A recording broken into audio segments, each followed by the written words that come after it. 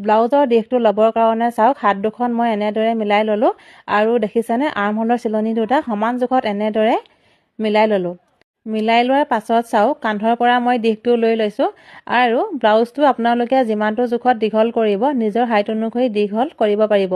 ইয়াতে চাওক মই 13.5 ইঞ্চি জোখত ব্লাউজটো দীঘল কৰিছোঁ। দেখিছেনে 13.5 ইঞ্চি জোখত মই চিন এটা দি ল'লোঁ আৰু এই চিনটোৰ পোনতে কাপোৰখন এনেদৰে ভাঁজ কৰি লৈছোঁ।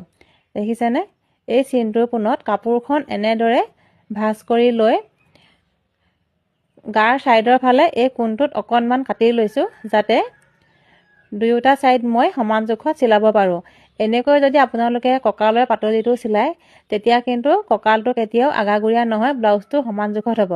আৰু এতিয়া চাওক এই কটা চিনটোৰ পৰা এই কটা চিনটোলৈকে কাপোৰখন ভাঁজ কৰি ল'লোঁ। দেখিছেনে কাপোৰখন এনেদৰে ভাঁজ কৰি লৈ কঁকালৰ পাতলিটো মই হাত চিলাইৰে চিলাই দিছোঁ। কঁকাল